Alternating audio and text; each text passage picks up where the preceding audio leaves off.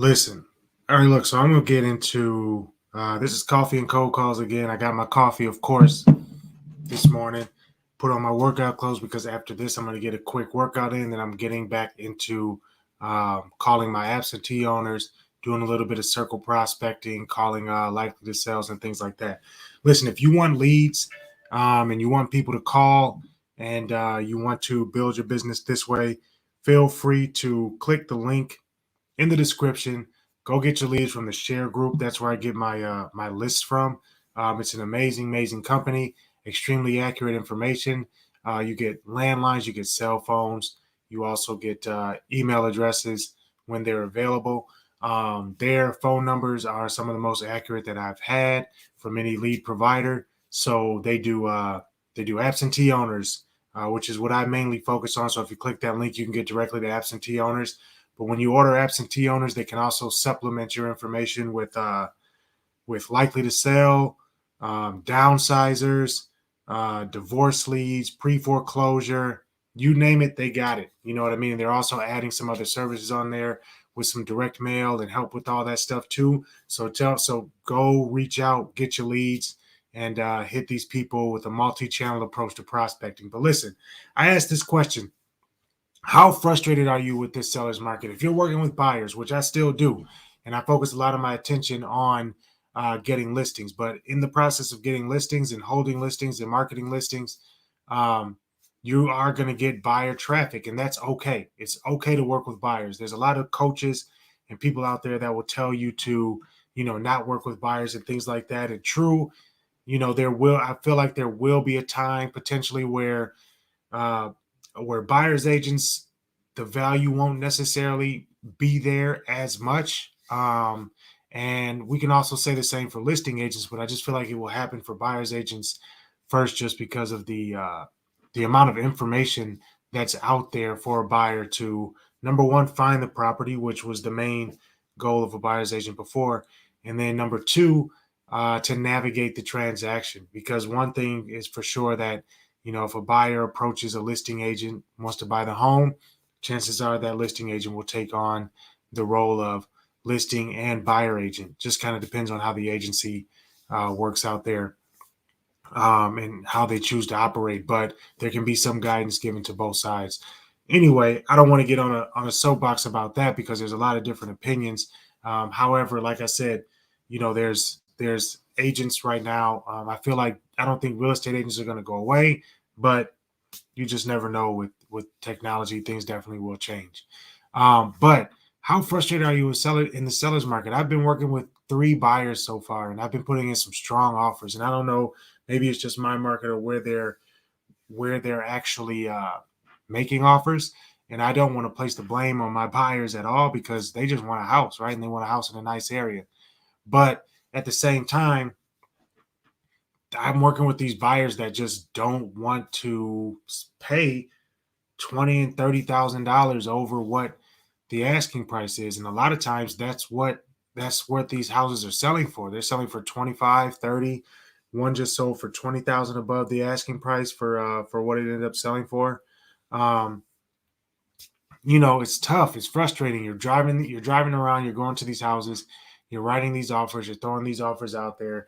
I've been working a lot with the terms of my offer, just really digging in and narrowing down, making sure that every offer that I put in is super clean. Even though I'm a huge believer in not foregoing a inspection, but a lot of times that's what needs to be done. And a lot of times, though, my buyers aren't even comfortable doing that. They're not comfortable not giving the inspection. And my fiduciary duty is not to persuade them to not get an inspection. If they want to get an inspection and understand exactly what it is that they're buying, let them get an inspection. But just over the weekend, beautiful townhouse. It was $445,000. Um, at the time, I have a gripe here that I'm going to let off, and then I'm going to jump into. I only have 5 expired listings that I'm going to follow up on today, and then another hour or so, I'm going to jump in and call my absentee owners. But anyway, over the weekend, I showed this beautiful townhouse, right? Townhouse is amazing. It was exactly what my buyers wanted. And there's something that, I feel a little bit responsible for because reached out to the agent, no communication back whatsoever. I reached out to the agent, sent them an email, asked them if there were any offers in, got no response, gave a call, got no answer, got no response about any other offers. Checked on the listing because a lot of times in the agent notes, the agents here will put best and final by whatever date if they received an offer. So made sure that I checked and did my due diligence there. Didn't look like there were any offers in. So we wrote the offer for exactly what the sellers wanted, 445,000, super clean offer, no contingencies, nothing. I get no response whatsoever. I call him on Monday. I see in my sent inbox. First off, the reason why I'm saying this, you'll see in a minute. In my sent inbox, both of my emails went through. Both of them got to the agent. Call on Monday morning, yesterday morning. She says that she didn't receive my offer. She didn't receive any of my emails or my communications. I don't believe that. But then, of course, at the same time, she said, "Oh well, but we did receive three other offers, and I just don't see yours. So can you resend it?" So I resend my offer. Tell her to confirm receipt. She confirmed that she received the offer. Wait all day long, no response back. Nothing saying that we have these other offers. There was no best and final to anything. There was no like we have three other offers. Can you get in your best and final offer by X time? There was no last call or anything like that. It was just a simple email saying we went with another offer. And if we have another listing in the area, we'll let you know. That sucked because my buyers were probably willing to make an adjustment, right? But because she said she didn't get the offer, she had three others. She hadn't even presented the offers yet. And oftentimes, when you present the offers, the seller will say, or they will say, a good agent will say, let me do this last call to see if there are any other offers that may come in or if anybody wants to make adjustments, just to be fair. And I did get that opportunity. My buyers were willing to offer 450. I told them since there were no other offers in, don't overextend yourself. Let's come in and give them exactly what they want to do. That rare opportunity because we were one of the first in to get in to that place and check it out. Get that email, and that just killed me, beat me up. Because could I have allowed them to go $5,000 over what the asking price was and give the 450 and maybe get the property? I don't know what the property is going for. There's an option to disclose offers. However, a lot of sellers or a lot of agents, for whatever reason, lean on the fact that for whatever reason these offers are confidential. But you can get permission from the seller to disclose any offer that comes in. Question: how frustrating is that? Like, I don't know. I feel like part of it is my fault for trying to work in my buyer's best interest and not have them overpay for a home. Because when I looked at the comps at the same time, there was no home that sold for over 444,000. And yes, there are appraisal gaps and people are just throwing cash at houses and things like that. But it's taking all the logic out of making an offer on a home and all the logic on purchasing a home. Because people are just flat out overpaying, and that's frustrating the hell out of me, to be honest with you.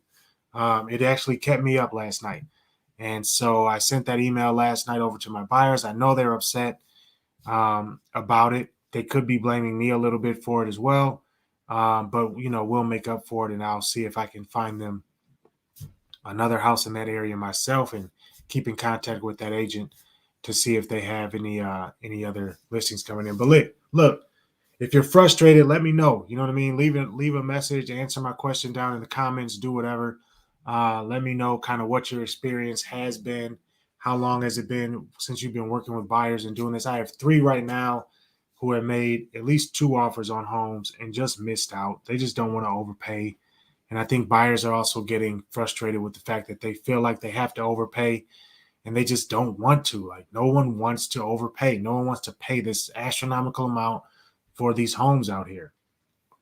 I'm in the Twin Cities market, right? So some of these houses, we're talking about a house that's on the market for $525, and that's the top of somebody's budget, but the house ends up going for $550, $560. It's just unbelievable to me, right? Unbelievable. So it makes it almost impossible. It's a lot of discouragement out there, but hey, here's the coffee and cold calls. Today I'm working with a mason jar mug, no Wu-Tang mug this morning. Look, but anyway, man, that's my situation. That's what I had this morning. So I'm trying to shake that off so I can get into this. I'm gonna see if anybody answers the phone this morning when I call these when I follow up on these expired listings. Now these are um people I'm calling this morning. These are people that I called a few of them I called just yesterday. Like I said, my process for expired listings is that I will call expired that expired listing for the first week every single day until I get in contact to see if until I get in contact to see if I can reach somebody, talk to them about setting an appointment and seeing if they want to interview other agents. Then after that, on the seventh try, I will leave a voicemail saying that I want to set an appointment with them to see if we can get their home on the market. Then I will put them on a drip email or a drip mail campaign, not email, a drip mailing campaign, which is 4 mailers that go out. I use Mailbox Power for that. If you, I will post a link also for Mailbox Power if that's something that you want to try out, where you can set up drip mailing campaigns for people, expired listings, past clients, whatever. And you can, I'll set that up, and then once that's set up, then I call them once a week, and then I'm done with them. That's almost 15 touches on one prospect. So if you don't get their attention that way, then it's just a dead lead. You know what I'm saying? So anyway, I'm gonna go ahead and get this started. Calling the first one now.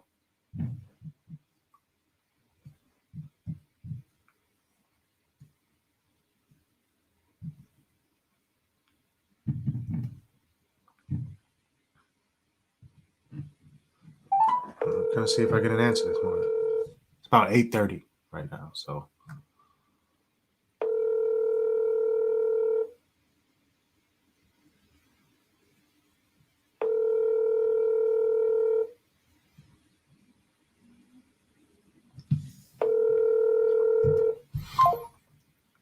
Disposition that as a ring, no answer. And this happens. So what you'll notice is, and some people will say, why don't you try calling at different times of the day, things like that. If people are screening their calls, they're screening their calls. My number is not a familiar number to them. So if I call and they see my call pop up, I called a cell phone. So when you see missed calls on your cell phone, right? So you see when that happens. So they'll finally see who it is once I leave the voicemail, and then I disposition that, and let's say it's for a phone call, and this time I am not going to sync it to my calendar. Next.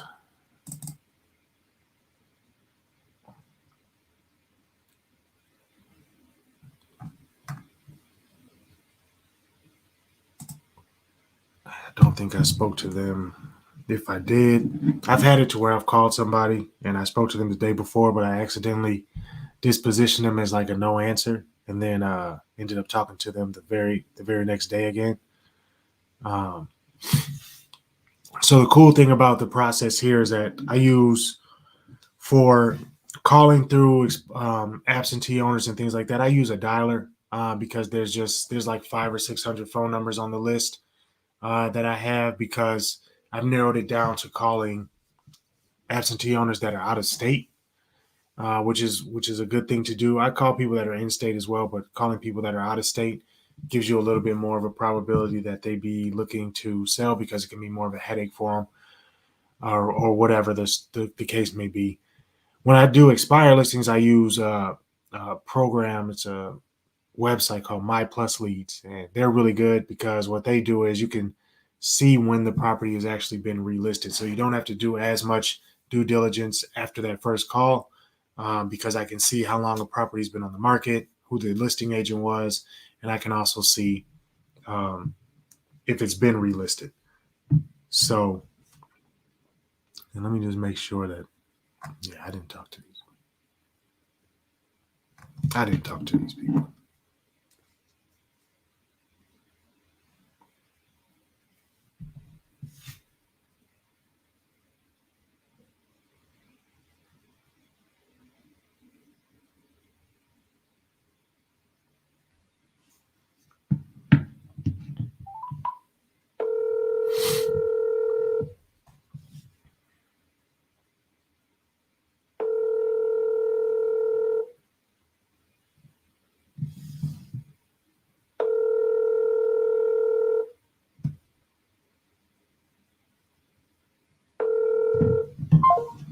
So typically, I follow a rule of three. Right, I dial the number or I let the phone ring 3 times.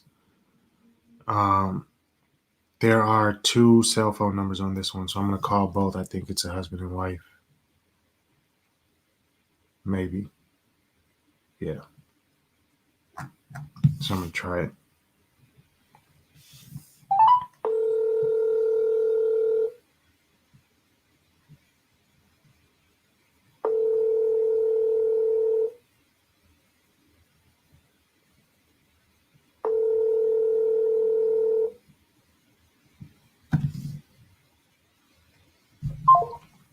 This is the real. All right, I'm just letting you know this is the real. You're not gonna get. People are not constantly just answering the phone, and you're not talking to people every single day. But you try, you try, you try again. You try, you try, you try again. Keep going, keep going, keep going.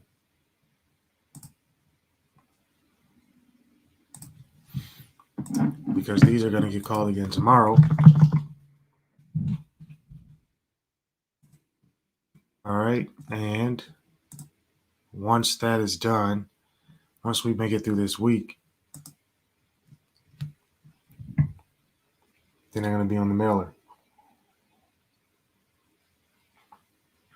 And I'm going to call them once a week. And then I'm going to cite, and then I'm going to, once I get through that, pretty much mark them as a dead lead. And if they happen to call me off of my mailer, if they happen to call me, then great. If not, then I'm working with other expired listing leads to go through. 3 more calls right quick. These should go quick. These should go quick. I know that.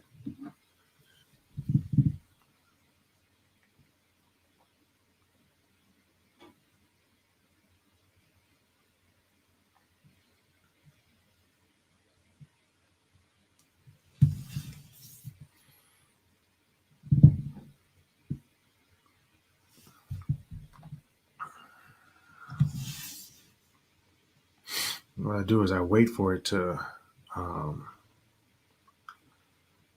whenever you go back to it, it'll sync up to your MLS and it'll tell you if it's been relisted, which is awesome.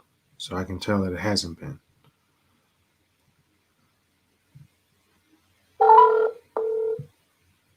Forwarded to an automated voice messaging. I see that person, every time I call, it does that.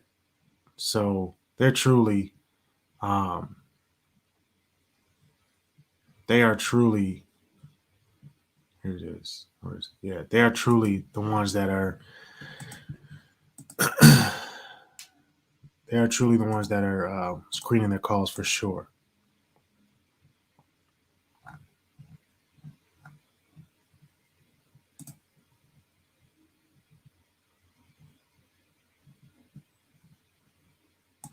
There you go. Answer tomorrow.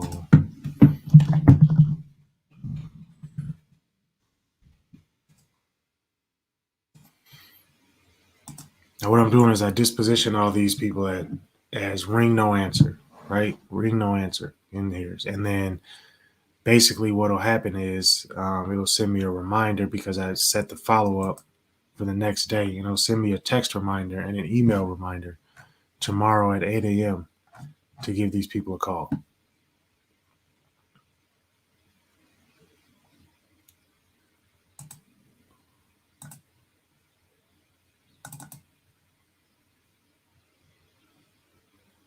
So here's the thing. You just have to constantly be taking action, right? You just get up, you wake up, you take action. The sun is starting to peek in. We'll see if this one. There's a landline on this one. I think I called it yesterday. I think I remember it being disconnected since they moved. And here we go. It's still expired. Hasn't come back on yet.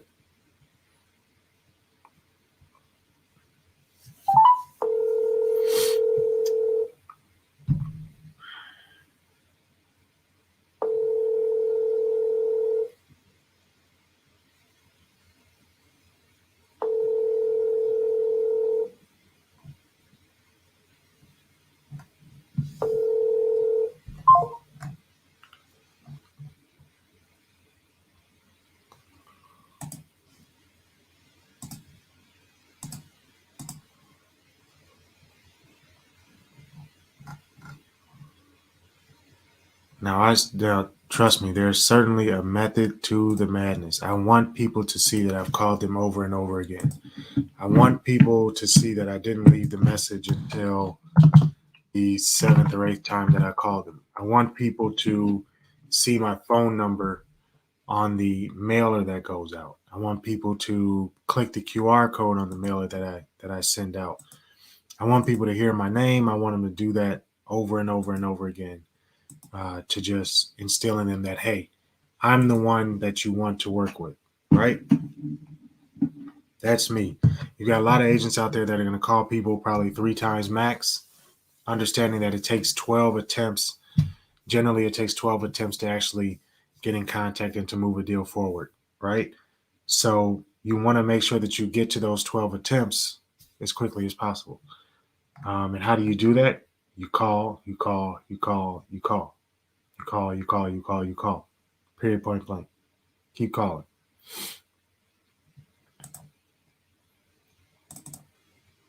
Some people, if I actually get in contact with them, will say, geez, you call me every freaking day. Yes, because I want to help. I want to help. Listen, we need more homes on the market. We need more homes on the market. I want to be the one to bring them there.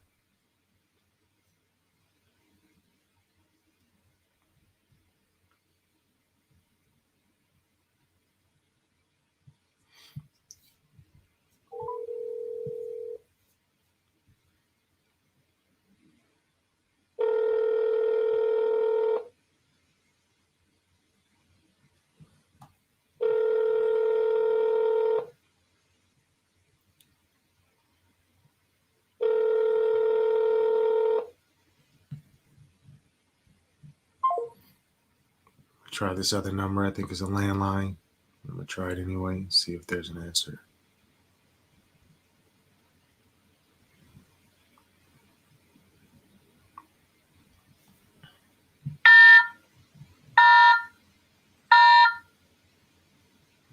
There's a no-go. So look, those were the 5 that I called. No one answered. No one answered. All right. So this is real. These are real calls, right? These aren't staged, expired calls. Somebody waiting. This is not role playing. These are real potential customers that I'm calling, and you see what happened, right? No one actually picked up this morning. That's okay. Now, why do I hand dial these expired listings? The reason being is because it allows me to do the research ahead of time, and then I can go in and make these updates that I'm doing now. There's only 5 of them, so there's no rush to get on to the next one. The list of expired listings will get larger as new ones come on. Like I said, usually Fridays you'll see a few more expired listings come on it during this time of the year. The end of every month is a big month. The first of every month is a big month for or a big day for expireds. You'll see maybe 4 or 5 come on, even in a market like this.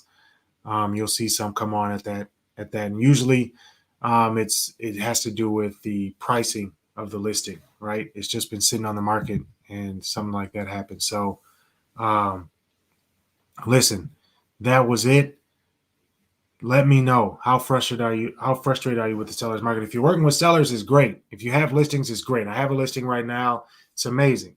It is a condo listing, and people aren't all that into condos right now, so it's taking a little bit longer to sell it. However, the beauty about working with listings is that you're not driving around to the properties, you're not opening doors for people, you're not dealing with all that.